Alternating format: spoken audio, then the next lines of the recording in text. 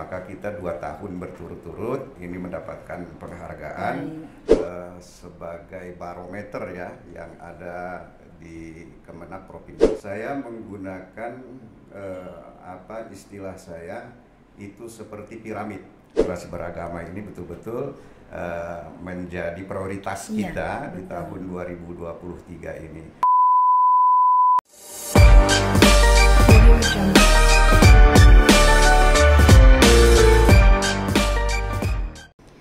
Bismillahirrahmanirrahim. Assalamualaikum warahmatullahi wabarakatuh. Salam Namo Buddhaya. Salam kebajikan, Om Swastiastu, salam sejahtera bagi kita sekalian. Tabi pun. Iya pun. Wah, penonton kita banyak hari ini, Pak. Sahabat religi, berjumpa lagi dengan podcast Kantor Wilayah Kementerian Agama Provinsi Lampung, Ngupi Ngobrol Seru, penuh inspirasi.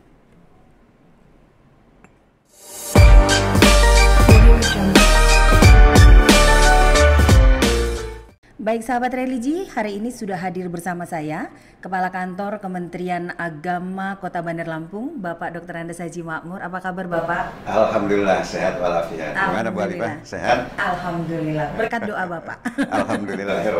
Hari ini kita kostumnya olahraga karena kita habis senam pagi bersama ya Pak. Jadi lebih bersemangat untuk podcast hari ini. Betul. Baik Bapak, sebelumnya mungkin kita perkenalkan dulu Bapak biar lebih afdol. Bapak memperkenalkan diri dulu. Baik. Assalamualaikum warahmatullahi wabarakatuh. Waalaikumsalam. Tapi pun. Ya pun. Ini salam kedaerahan tidak boleh tinggal ini. Iya betul. Namanya kita mengakomodir budaya lokal. Sebagai kearifan lokal harus kita akomodir bagian dari moderasi beragama kita. Baik, Bapak Ibu sekalian yang saya hormati, saya Pak Haji Makmur, Kepala Kantor Kementerian Agama Kota Bandar Lampung, menjadi Kepala Kantor Kementerian Agama Kota Bandar Lampung. Saya mulai tahun 2021, tepatnya tanggal 4 Oktober tahun 2021.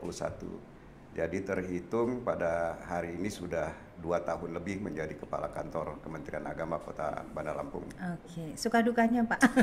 Luar biasa. Tetapi karena saya buat mengalir saja banyak sukanya. Gitu. Karena Kemenak Kota ini kan ada di pusat ibu kota provinsi. Betul. Ya Pak ya. Jadi saya melihat aktivitas Pak Makmur ini memang sedikit berbeda. Betul. Dengan kepala-kepala Kemenak yang lain ya Pak ya. Jadi Kepala Kantor Kementerian Agama Kota Bandar Lampung ini ya Kemenaknya itu jadi barometer karena memang dia berada di pusat kota. Betul. Jadi dari sisi jumlah penduduk yang sangat heterogen. Betul. Gitu kan.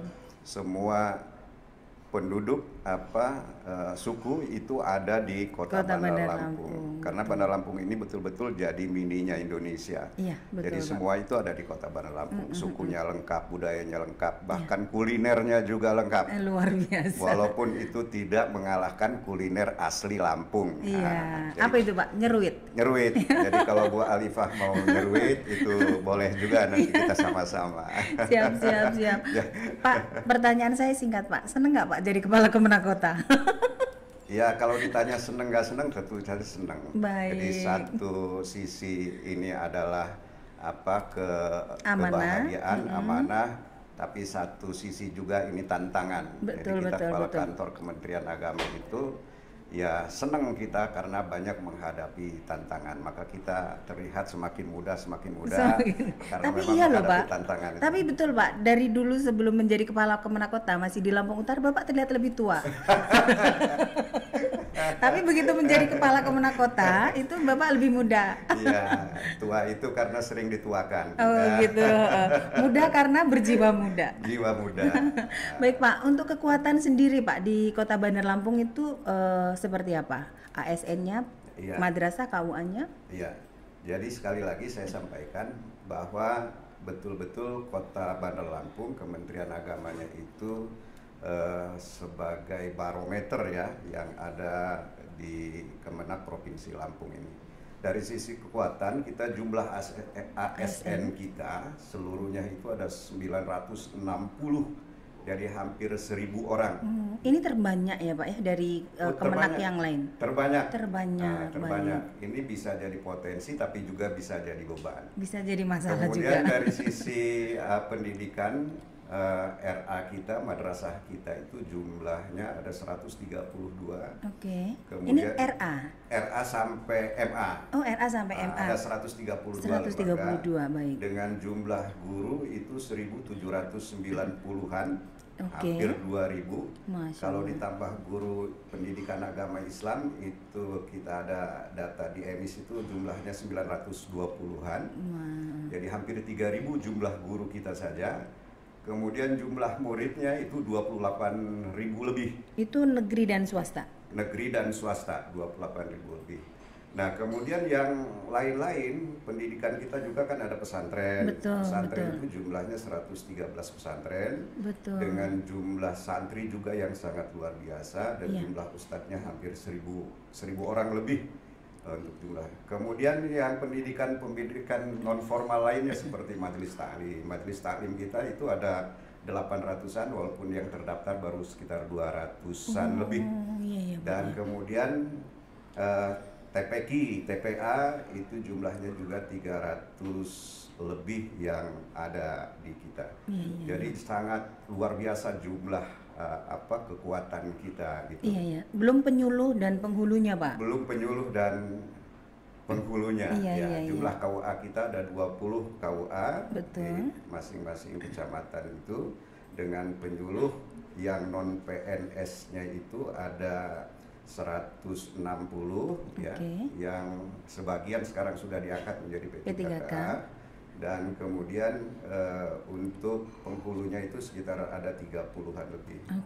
Ini luar biasa loh, Bapak bisa hafal jumlah kekuatan yang ada di Kota Bandar Lampung tanpa ngeliat naskah.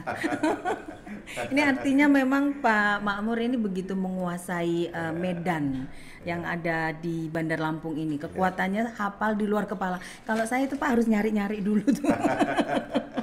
Dan ini memang ideal sekali untuk sosok seorang pemimpin yang bisa tahu peta kekuatan yang ada di bawahnya. Kalau menurut Pak Makmur, Pak, pemimpin itu seperti apa sih Pak sebenarnya? Iya, jadi pemimpin itu memang kita sampaikan ya dengan kawan-kawan ketika saya masuk ya. Yang pertama saya harus memetakan dulu gitu. Jadi pemimpin itu kerjanya memetakan dulu, barusan dia bisa memimpin. Mau mengayom, mau segala macam, kalau tidak tahu petanya seperti apa. Kemudian yang kedua, kita harus bisa memanage itu pemimpin. Nah, begitu kita sudah petakan di Kemenak Kota itu, kita manage. Bagaimana cara saya memanage dengan sekian potensi yang besar itu? Bagi 3, ada di atas, kemudian tengah, dan kemudian ada yang di bawah. Jadi semakin ke bawah itu semakin besar. Di atas itu apa? Di atas itu hanya satu, top leader namanya. Kemudian di tengah itu middle leader. Kemudian yang di bawah itu low leader. Nah, jadi kalau yang di atas itu hanya satu saya, pemimpin itu. Jadi tidak boleh ada matahari kembar segala macam, itu tidak boleh. Kemudian yang di tengah-tengah itu ya di tengah inilah para kasih, kemudian para penyelenggara, kemudian Kasubag TU Pak sebut nanti ya, nambah loh Pak. TU, kemudian kepala sekolah termasuk kepala KUA, dan kemudian yang di bawah itu para staf atau para pelaksana yang jumlahnya begitu besar. Pak. Nah dengan memanage seperti itu ya, kita tahu tugas-tugas mereka itu, kita berdayakan betul. Di tengah itu ya gagasan itu sebenarnya ada di tengah-tengah. Betul. Jadi kantor itu mau bagus atau tidak, sebenarnya di tengah-tengah itulah para kasih, Kasubag TU dan lain sebagainya yang punya gagasan, memprogramkan segala macam dan lain sebagainya, sampaikan kepada kita, dan kita sebagai eksekutornya yang di atas itu. Dan pengambil kebijakan ya Pak. Nah ke bawah untuk disosialisasikan dan dilaksanakan gagasan-gagasan itu. Nah dengan seperti itu, insya Allah kalau berjalan itu sangat luar biasa sekali itu keberhasilannya. Karena kalau tidak berjalan ada satu saja piramid itu akan miring. Betul, betul. Gitu. Akan kroak juga. Akan kroak juga. Baik Gitu. Pak, masih bicara tentang pemimpin. Tentunya di bawah Bapak tadi yang disebut sebagai middle leader itu kan Bapak juga harus menghadapi individu dengan berbagai macam karakter. Betul. Ada yang kerjanya cepat, ada yang lambat, ada yang ngambekan. Betul. Kalau bahasa orang apa ini, cuga. Ini bagaimana Pak pemimpin bisa mengatasi beragamnya karakter yang dipimpinnya atau yang ada di bawahnya? Jadi kita ini vertikal, jadi vertikal itu harus tegak lurus ke atas.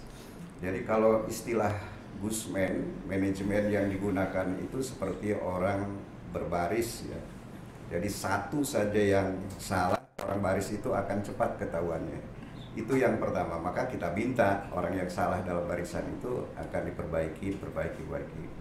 Yang kedua, saya juga dari awal sudah saya sampaikan, begitu saya sampai ke Kementerian Agama Kota Bandar Lampung, bahwa kita itu dalam satu perahu ini. Jadi pegawai-pegawai kita itu dalam satu perahu besar yang namanya Kantor Kementerian Agama. Artinya apa? Ada satu saja yang membocorkan perahu itu akan berakibat kepada semuanya. Bisa tenggelam. Maka saya minta orang-orang yang tidak disiplin segala macam itu namanya membocorkan perahu Kementerian Agama gitu. Nah, saya minta untuk tidak membocorkan perahu. Tapi kalau masih saja membocorkan perahu, ya terpaksa kita harus angkat itu. Cemplungin ke laut. Bisa kita cemplungin ke laut, betul itu. Atau dipindahkan ke perahu yang lain. Iya. Nah, biar agak bagus gitu. Nah, dengan seperti itu tumbuh kesadaran kawan-kawan bahwa rasa memiliki perahu, rasa memiliki Kementerian Agama, sehingga timbullah rasa disiplin, tanggung jawab, keteladanan dan sebagainya. Betul. Itu pada diri kawan-kawan yang ada di middle leader itu untuk memajukan kantor Kementerian Agama. Jadi kalau kita berhasil, sesungguhnya bukan keberhasilan saya, tapi keberhasilan kawan-kawan yang bersama. Tentunya Pak, dalam sebuah organisasi itu di sana sini ada konflik. Tadi juga disebut ada yang tidak kompak, tidak dalam satu barisan ingin membocorkan perahu. Ada yang nakal kadang-kadang, ada yang bandel misalnya, atau ada yang tidak satu paham, tidak satu ide sehingga bisa menimbulkan konflik di internal organisasi. Bagaimana Bapak menangani ini, Pak? Saya kira saya dalam berbagai kesempatan apapun menangani itu ada tim saya yang dipimpin oleh Kasubag TU dalam pembinaan kepegawaian. Jadi kalau misalnya ada yang berbuat salah dan lain sebagainya, saya perintahkan Kasubag TU dan timnya itu untuk menangani masalah itu. Baik, Pak. Seperti itu. Kemudian Pak, saya mendapatkan informasi dalam 2 tahun terakhir selama menjadi Kepala Kantor Kementerian Agama Kota Bandar Lampung, Pak Makmur ini mendapatkan penghargaan dari Wali Kota Bandar Lampung sebagai tokoh yang concern terhadap kerukunan umat beragama di Kota Bandar Lampung. Bagaimana Bapak menanggapi ini? Ya, yang pertama begitu kita datang ya Kota Bandar Lampung ini, bukan saja di kantor Kementerian Agama yang kita petakan, tetapi Kota Bandar Lampung juga kita petakan. Saya sampaikan di awal bahwa Kota Bandar Lampung ini penduduknya sangat heterogen sekali. Betul. Heterogen sekali. Bahkan jumlah penduduk suku yang paling banyak itu justru bukan orang Lampung di Bandar Lampung, tapi orang Jawa. Iya, saya itu Pak. Kemudian dari sisi agama juga demikian. Lengkap di Bandar Lampung itu semua agama ada. Kemudian yang lain-lainnya juga begitu, sangat heterogen sekali. Nah, oleh karena itu saya melihat Kota Bandar Lampung ini betul-betul kerukunannya itu harus dijaga dan dirawat. Betul. Maka yang pertama saya lakukan itu kita koordinasi ya, kita komunikasi dengan para tokoh-tokoh agama, dengan Forkopimda dan lain-lain sebagainya. Jadi di awal kita itu dulu ada dialog, ada silaturahmi tokoh-tokoh agama. Dan di situ kita buat kesepakatan semacam deklarasi kerukunan lah begitu ya, bahwa masing-masing mau menjaga kerukunan di Kota Bandar Lampung. Betul. Itu yang pertama. Kemudian yang kedua, kita juga memberdayakan Kementerian Agama, penyuluh agama kita di setiap kecamatan itu ada 8 orang rata-rata, dan mereka punya pembinaan majelis-majelis taklim di kecamatan masing-masing. Punya majelis-majelis taklim binaan. Punya majelis taklim binaan. Sehingga dalam pembinaan-pembinaan di majelis taklim itu, setiap pembinaan mereka mensosialisasikan tentang kerukunan-kerukunan.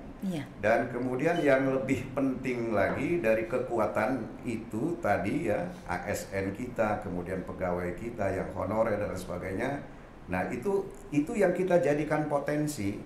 Maka saya sampaikan dalam setiap pembinaan kepada seluruh ASN itu, paling tidak mereka itu menjadi duta-duta kerukunan.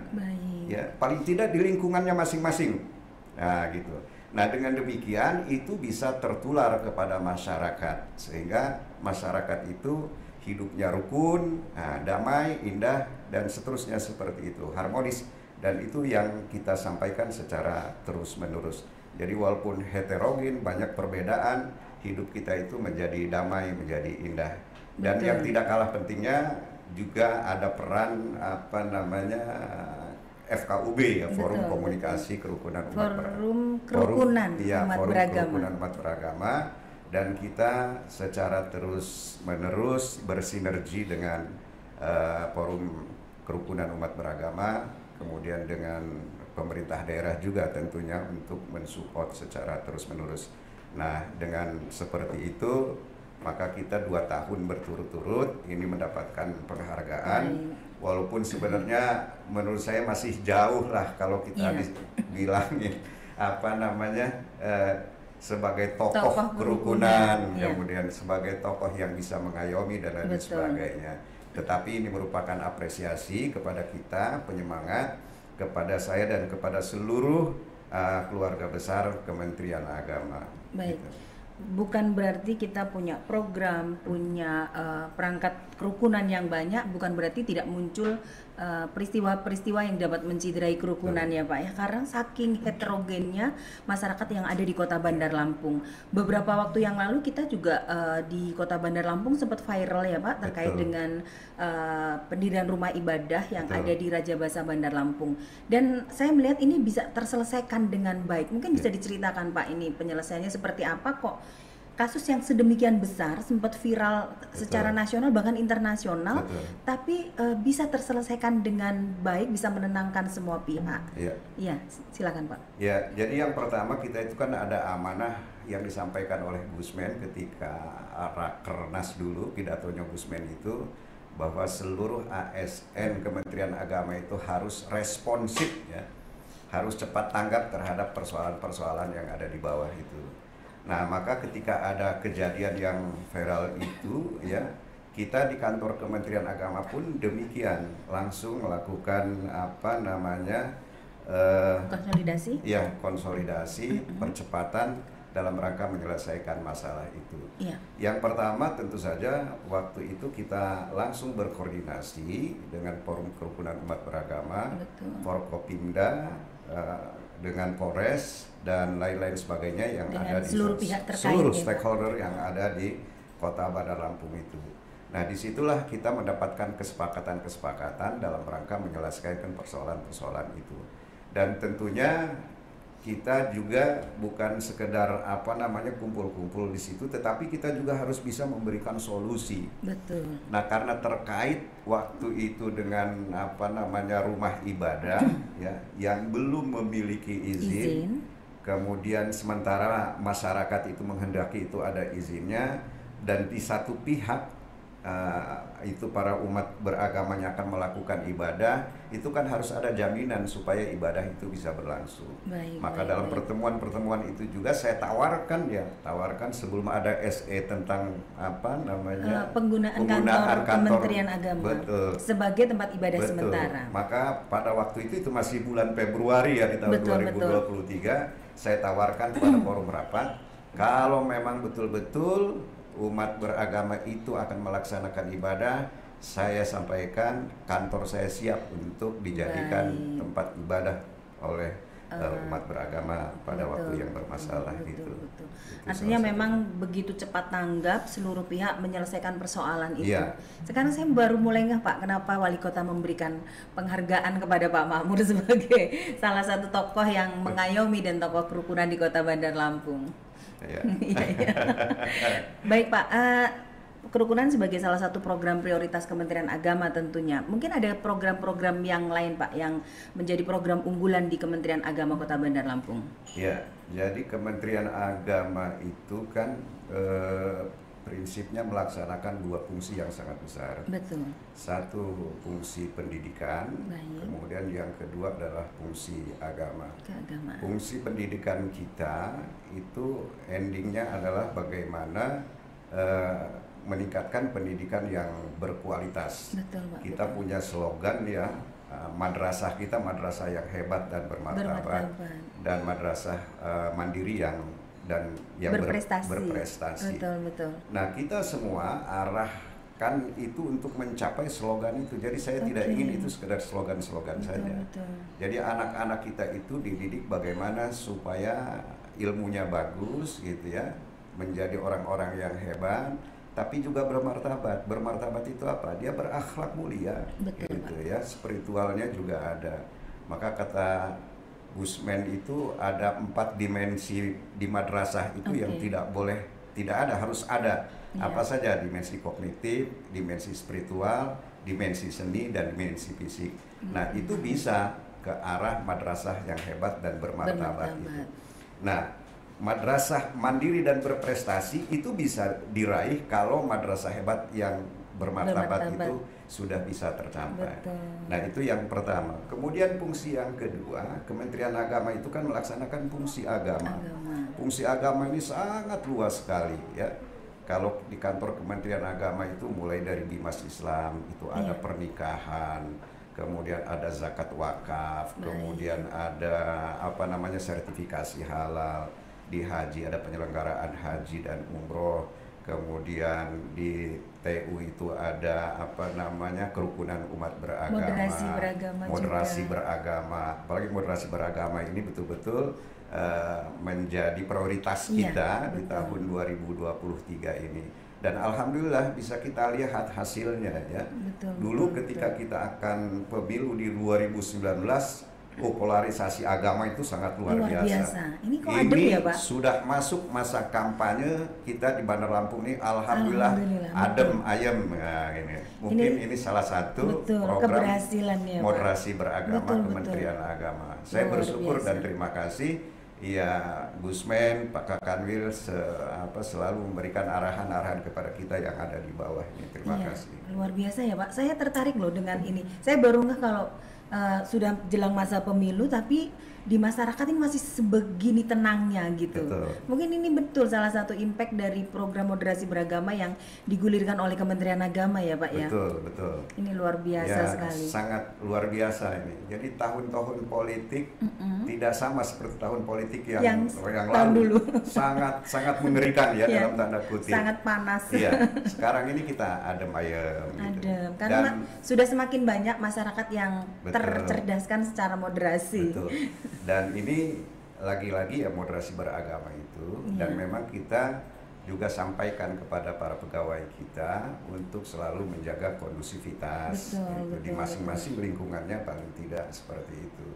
Nah, sehingga betul-betul kerukunan itu terjaga.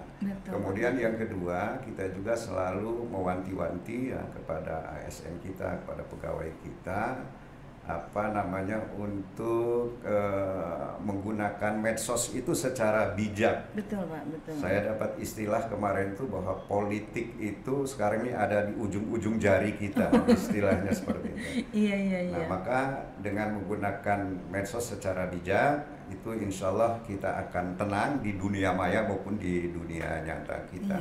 Jadi kalau ada postingan, berada fitnah segala macam, udah cukup sampai di kita, jangan kita teruskan lagi. Saya kira seperti itu.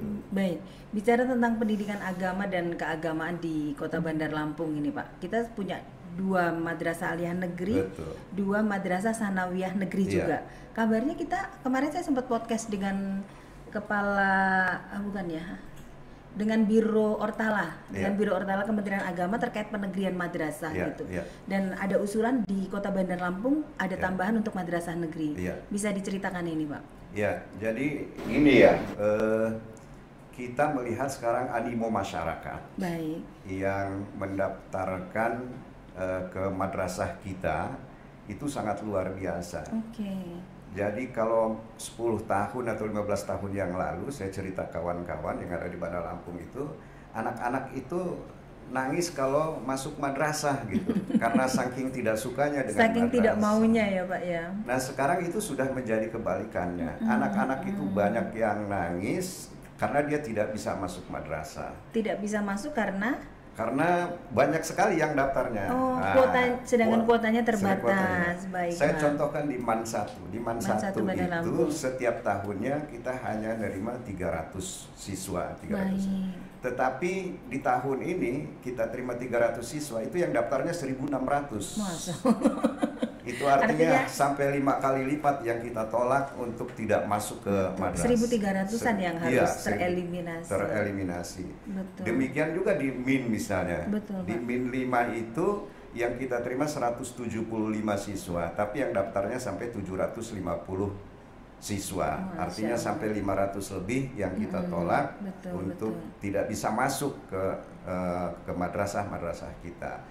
Nah, maka berangkat dari situ kita, karena memang waktu itu kita diberikan lahan juga, hibah dari pemerintah kota, kita berniat ya, dan sudah kita proses itu untuk mengajukan penegrian madrasah. Yang kita pandang perlu itu adalah MTS N3, jadi MTS 1, MTS 2, dan sekarang kita lagi memproses penegrian MTS N3 Bandar Lampung. Iya, dan prosesnya itu sekarang sudah sampai di pusat, kita hanya tinggal menunggu seperti apa eksekusinya. Jadi ini mulai membangun madrasah baru ya Pak? Ya, kan kalau yang selama ini saya dengar itu banyak juga yang madrasah swasta kemudian dinegrikan. Kalau ini mulai dari nol. Ini madrasah baru. Baik.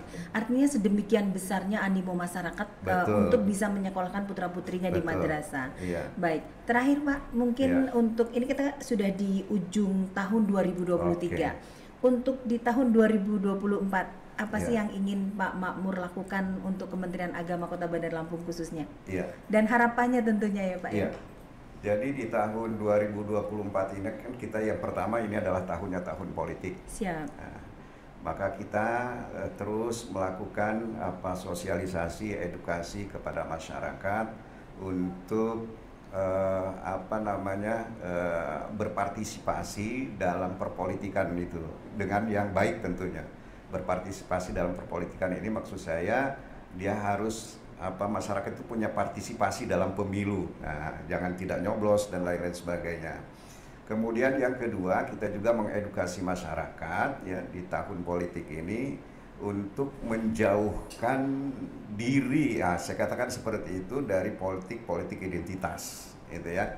Karena politik identitas itu yang akan memecah belah umat, akan memecah belah persatuan dan kesatuan kita.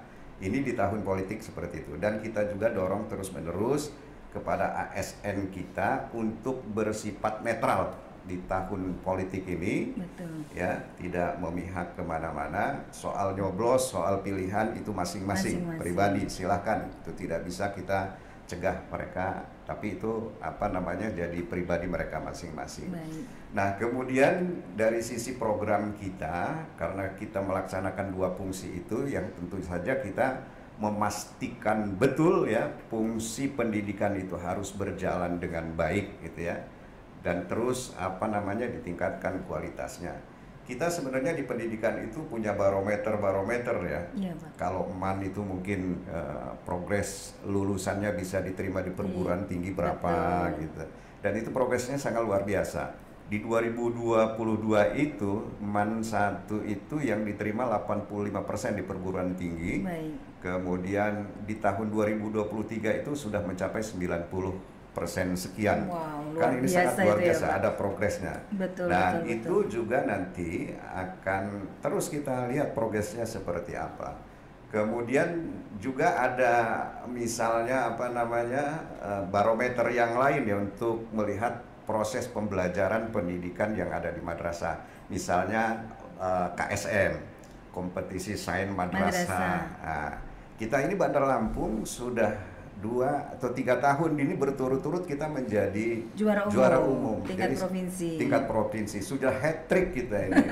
Mewakili ke tingkat nasional. Iya, ini juga barometer yang bisa kita lihat. Gitu. Siap. Nah, kemudian yang kedua dari fungsi agama tentu saja menjadi prioritas kita karena di tahun politik ini juga masalah kerukunan umat beragama. Saya pengen betul-betul bahwa pilkada, pemilu, kemudian pilek dan lain sebagainya ini pesta demokrasi ini dalam kegembiraan.